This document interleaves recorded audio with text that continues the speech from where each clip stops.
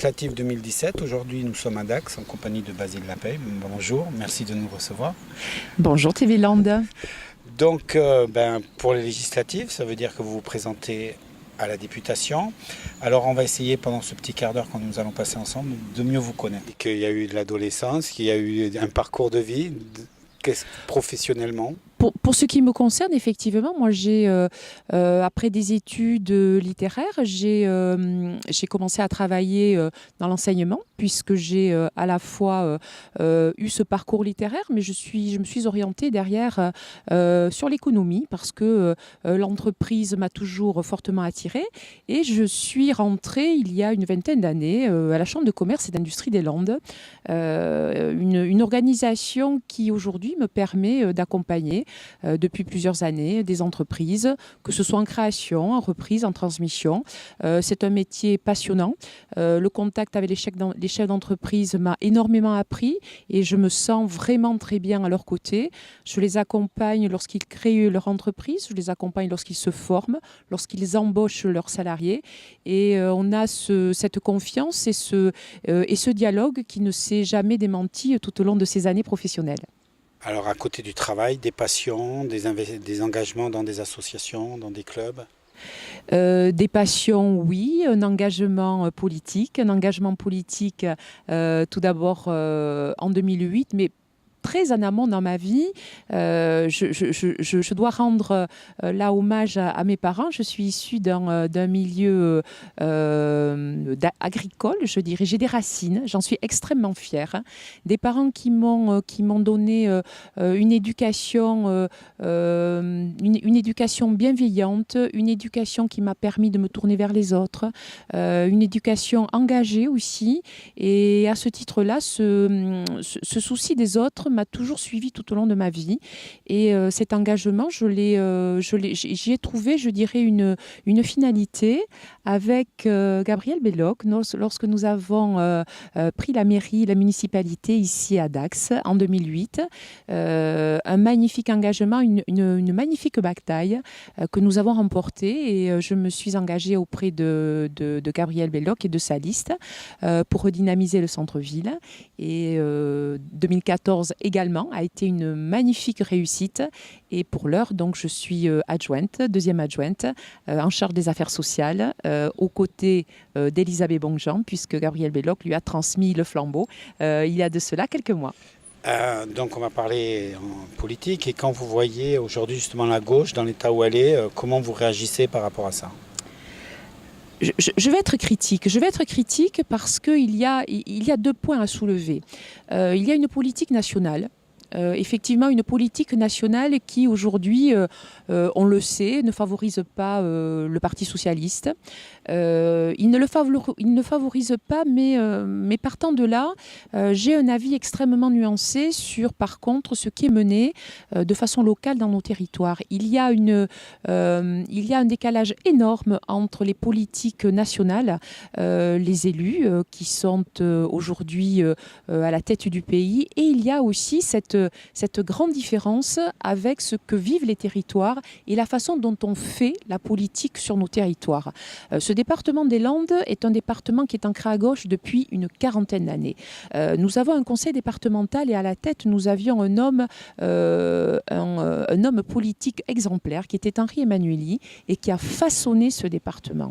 Il l'a façonné au travers justement de la justice sociale, de la solidarité, et j'ai simplement envie de dire, rappeler certaines de ces initiatives magnifiques dont beaucoup de territoires se sont emparés et ont expérimenté à leur tour. Les transports gratuits pour les élèves, un collégien, un ordinateur portable, toute la chaîne de la dépendance, et je pourrais citer encore énormément d'initiatives qui ont été mises en œuvre. Je souhaite m'inscrire dans les actions qui ont été menées par les élus de ce département, les élus de gauche, et qui n'ont eu de cesse que de travailler pour l'intérêt commun et non pour leur intérêt particulier. Donc, pour résumer, j'aurais tendance à dire, vous demandez d'être jugé et que les gens, au moment du vote, jugent le socialisme sur les Landes et pas sur le national. Absolument. Nous faisons de la politique par la preuve et par l'action. La théorie, elle est belle. Il y a toujours un idéal. Il faut aller de l'idéal à la concrétisation. Et c'est ce que nous faisons au quotidien, que ce soit dans les collectivités territoriales, que ce soit dans les intercommunalités, que ce soit dans les communes. Moi, j'ai visité 51 maires, 51 communes dans cette campagne des législatives. Et je peux vous dire que j'ai été émerveillée par l'action publique, par l'action socialiste. En grande majorité, une action de gauche sur ce territoire. Et à ce titre-là, oui, je demande à être jugée. Je demande à ce qu'on juge l'action de gauche, l'action des socialistes sur la preuve et sur les actions qu'ils mènent au quotidien pour améliorer chaque jour davantage le quotidien de chacun d'entre nous.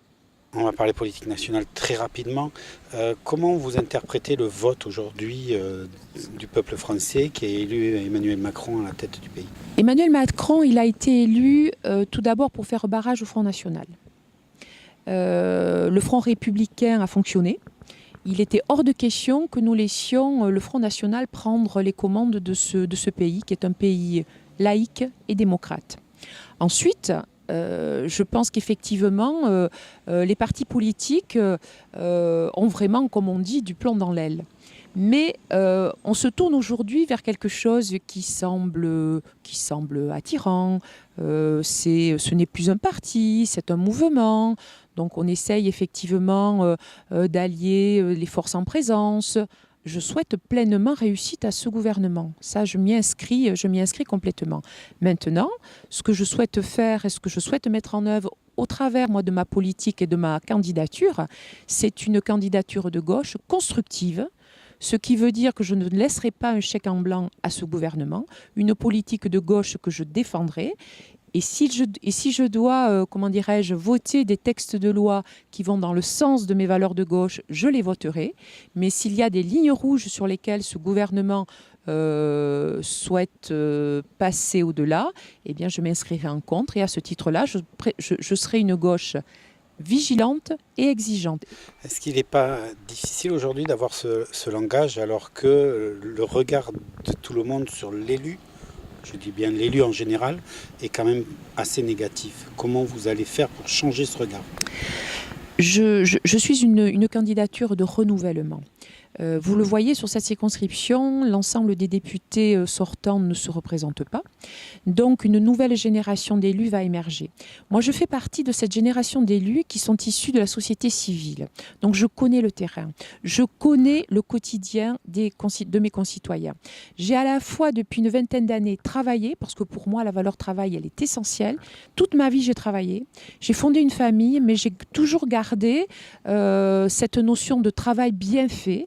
Mes parents me l'ont enseigné. Les élus avec qui j'ai travaillé me l'ont également enseigné. Gabriel Belloc m'a enseigné l'amour du travail bien fait. Et moi, je souhaite m'inscrire dans ce cheminement-là. Les élus aujourd'hui, moi, je prends personnellement l'engagement d'être un élu exemplaire. La moralisation de la vie publique, c'est pas pour les autres. La gauche a voté un texte de loi sur la moralisation de la vie publique et sur le non-cumul des mandats. On peut aller encore plus loin sur le non-cumul des mandats. On peut aller sur un non-cumul dans la durée. Moi, je souhaite m'inscrire là aussi sur un non-cumul des mandats dans la durée. Donc, des élus exemplaires. Je crois que derrière moi, je laisse une excellente impression à toutes les personnes que j'ai pu côtoyer dans ma vie personnelle, dans ma vie professionnelle, dans ma vie d'élu. Je ne fais pas de ma vie politique une profession. Je n'ai rien à prouver à ce niveau-là. J'ai simplement envie de valoriser ce territoire parce que je sais qu'il y a des actions exemplaires qui sont menées. Et ces actions exemplaires, moi, je souhaite les mener plus haut et je souhaite leur donner ce que l'on appelle des racines et des ailes. Comment vous allez justement organiser votre emploi du temps en fonction du travail à Paris? Il ne faut pas se détacher du terrain. Vous avez déjà réfléchi à cette situation? Oui, nous y avons réfléchi. Et quand je dis nous, c'est nous avec mon suppléant. Je voudrais parler aussi de Pierre Frousteil, qui est maire de Vieux-Boucau, qui m'accompagne dans cette magnifique aventure. Nous avons pensé à une organisation qui va satisfaire, je pense, l'ensemble des citoyens citoyens. C'est vrai qu'un député, il vote les lois, il contrôle le gouvernement. Et là aussi, il y aura, je pense, une action importante justement de mesure d'évaluation des politiques publiques. Nous avons imaginé une organisation particulière parce qu'effectivement, je serai à l'Assemblée et présente à l'Assemblée parce que c'est aussi ça que l'on me demande de faire. Il y a un certain nombre de jours prévus au niveau de l'Assemblée nationale, mais sur le terrain, avec Pierre, il se propose justement d'être un relais. Il se propose d'être, je dirais, le relais au plus près des citoyens et des élus pour être en proximité et partant de là, pouvoir remonter au plus près eh bien de l'axe du Parlement les dossiers dont nous avons besoin sur ce territoire et les dossiers que j'appuierai sur ce territoire. Alors, quel dossier pour vous c'est primordial de défendre au niveau national? Sur mon programme, j'ai mis en œuvre 3 priorités. Tout d'abord, j'ai fait de la création d'emplois et du développement économique une priorité, la première des priorités. Pourquoi ? Parce que je pense qu'on doit pouvoir vivre, se loger et travailler sur son territoire. Donc la création d'emplois, le développement économique permet à chacun de s'insérer par l'emploi et par l'activité économique.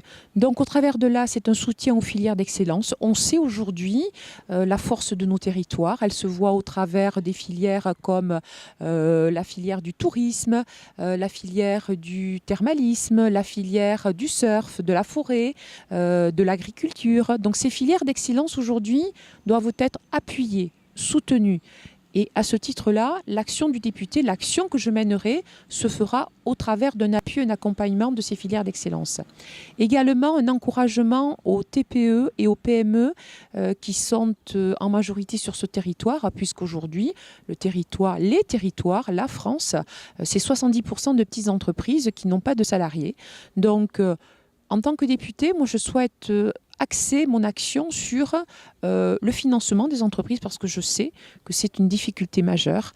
Donc, accéder au financement. Je souhaite aussi que l'on puisse simplifier administrativement le process de la création et de l'entreprise, de l'embauche. Ça, c'est aussi quelque chose que les entrepreneurs m'ont très souvent remonté. Et puis, favoriser l'innovation. Parce que sur ce territoire, nous avons des Fab Labs, nous avons des pépinières, nous avons des centres d'innovation, que ce soit Pulseo, que ce soit Domoland. Et à ce titre-là, on va avec eux inventer les métiers de demain grâce aussi à la formation tout au long de la vie. Parce qu'aujourd'hui, c'est vrai, un parcours de vie, il n'est pas linéaire. Un parcours de vie, c'est aussi peut-être un jour être salarié, mais le lendemain peut-être perdre son emploi et avoir besoin de se former. C'est peut-être opter pour la création d'entreprise. Donc la formation continue tout au long de la vie est absolument nécessaire. Et puis il y a les nouvelles technologies qui aujourd'hui ont fait irruption dans la vie, non seulement du citoyen, mais aussi de l'entreprise. Et à ce titre-là, nous devons aider aussi le commerce, l'artisanat à se familiariser, à développer de nouveaux marchés, à aller chercher de nouveaux clients parce que la mondialisation, elle est là, mais ça, je prône, moi, une mondialisation extrêmement mesurée et accompagner l'ensemble des acteurs économiques que sont les entreprises à appréhender le monde de demain.